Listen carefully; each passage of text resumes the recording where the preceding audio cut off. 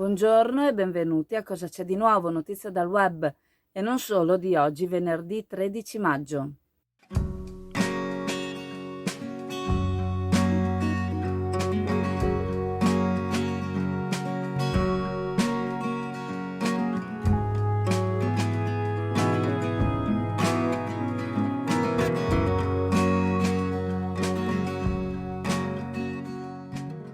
La Darsena alle saline di Chioggia anche quest'anno è stata insignita del riconoscimento della bandiera blu, sezione approdi turistici da parte della FEE, Foundation for Environmental Education. Si tratta di un'importante riconferma ottenuta grazie ad attività atte a salvaguardare l'ambiente naturale e il rispetto delle peculiarità architettoniche e paesaggistiche del territorio, oltre che della salute e della sicurezza degli utenti del porto turistico. La società che gestisce il Marina, lo Sporting Club Marina di Chioggia SPA, investe cospicue risorse per aggiornare i propri impianti, rispettando le più rigorose norme sulla sicurezza e sulla tutela dell'ambiente naturale. Da segnalare i moderni impianti per il trattamento delle acque reflue e di quelle provenienti dalle lavorazioni del cantiere nautico.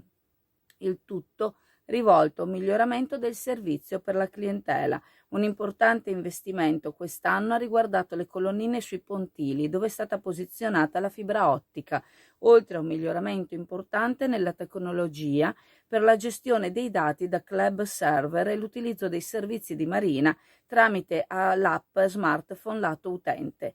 Darsena alle Saline sarà la prima realtà nautica in Italia a implementare questa tecnologia Cloud Energy, che punta ad ottimizzare i consumi di acqua ed energia e a sensibilizzare ulteriormente l'utenza.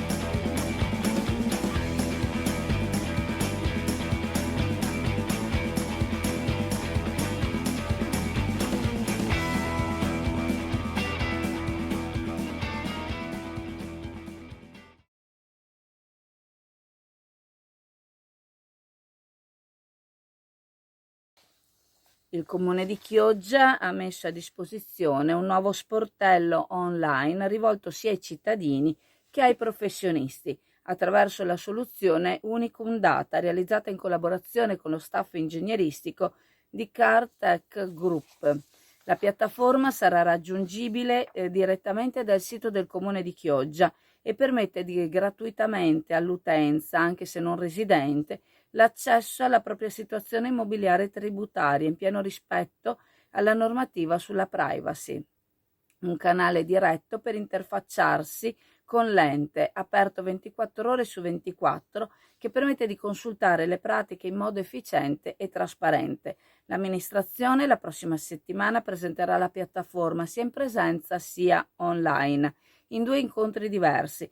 Il primo martedì prossimo rivolto alla cittadinanza e il secondo mercoledì rivolto invece ai professionisti.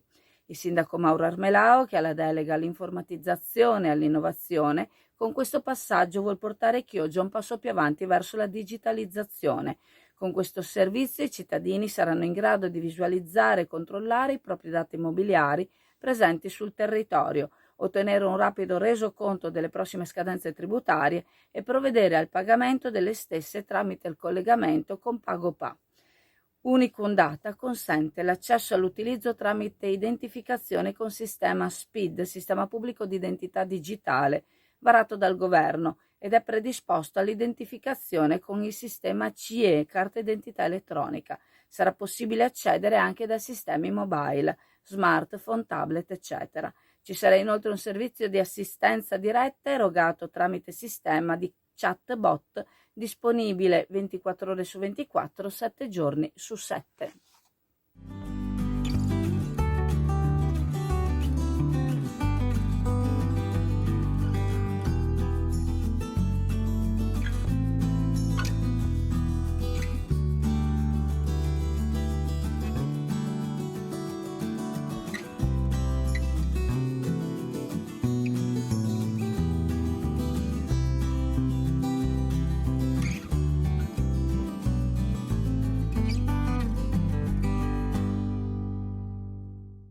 Ieri si è tenuta una commissione consiliare richiesta dall'opposizione, presentata ai presidenti della prima, seconda, quarta e sesta commissione, riguardante Chioggia Capitale della Cultura in vista di una prossima candidatura.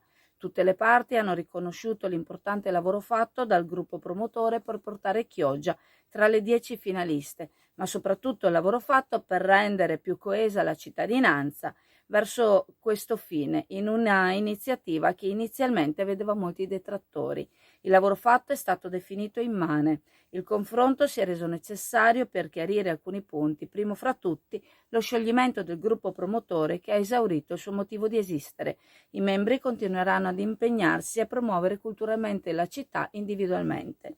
Il suggerimento che si dava nella nota firmata virtualmente da tutti i membri del gruppo era che venissero valorizzati i risultati ottenuti e che venisse dato il giusto risalto almeno a una parte dei progetti presentati nel dossier Sale di Cultura. L'assessore alla cultura Elena Zennaro ha fatto un'interessante disamina sulla situazione che vede l'amministrazione impegnata ad aderire a tutti i bandi per valorizzare il territorio.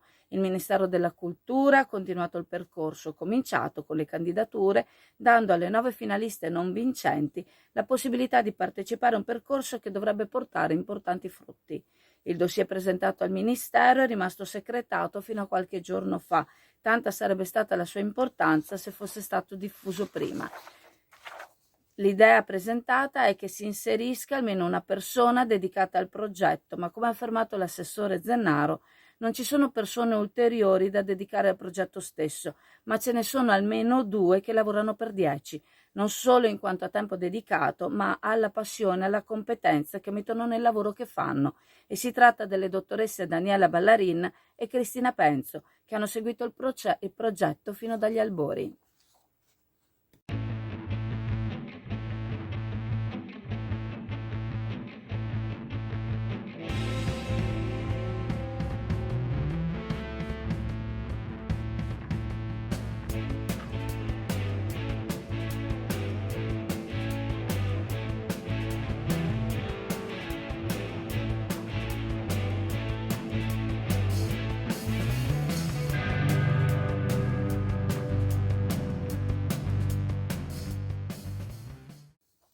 Le affermazioni dell'assessore al lavoro della Regione Veneto, Elena Donazzan, sul reddito di cittadinanza, non sembrano essere piaciute al Movimento 5 Stelle, che la definiscono invece una legge giusta e come tale non può essere definita fallimentare. Si tratta, affermano Barbara Guidolin e senatore Erika Baldin, consigliere regionale, di una misura di giustizia sociale che vuole contrastare la povertà assoluta garantendo ai cittadini un'esistenza dignitosa. Ciò seppure siano le prime ad affermare, in sincrono con il movimento, che essa può essere migliorata ed è indubbio che vadano rafforzati i controlli e puniti coloro che cercano di fare i furbi. Ma di certo a pagare per chi froda allo Stato, affermano, non possono essere coloro che senza questo fondamentale aiuto economico non riescono a mettere insieme il pranzo con la cena. Rispediamo al mittente le polemiche pretestuose di alcuni rappresentanti istituzionali che invito ad ascoltare quanti senza il reddito di cittadinanza non saprebbero come fare a sfamare i propri figli ad arrivare a fine mese. Le 2 esponenti grilline hanno quindi chiesto alternative alla Donazzan per contrastare la povertà assoluta con casi in crescita, affermando come il reddito di cittadinanza e le misure straordinarie di sostegno al reddito messe in campo in questi anni di pandemia hanno permesso la tenuta sociale del Paese. Crediamo sia necessario trovare soluzioni invece di concentrarsi su polemiche sterili e propagandistiche.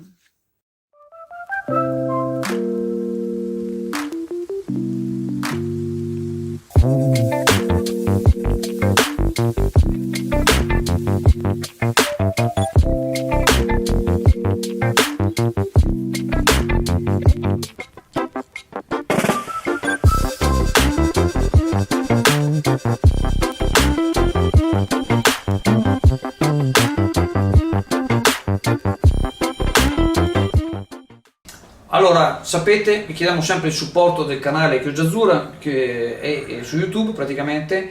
È importante sia se volete anche, diciamo, essere aggiornati con la notifica, quindi c'è la campanellina, dovete cliccare sul simbolo e poi sulla campanellina, in quel modo praticamente automaticamente quando vengono caricati i video venite, diciamo, avvisati.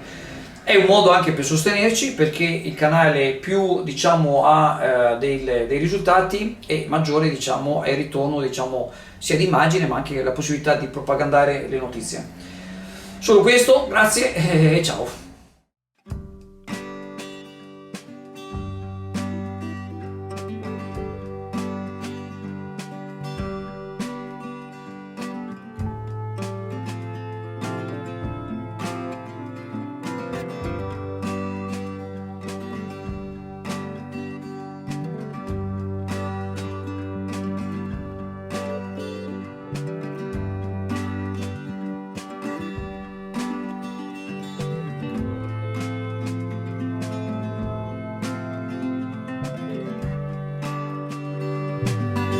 E questo è il nostro staff di Pasta Mia. Benvenuti alla Pasta Mia, grazie, venite che vi In aspettiamo. tantissimi vi Vi aspettiamo. Ricordandovi che la farmacia di turno oggi è la farmacia La Navicella in Viale Mediterraneo. Vi ringraziamo, vi saluto e se volete passate in negozio. Ciao a tutti.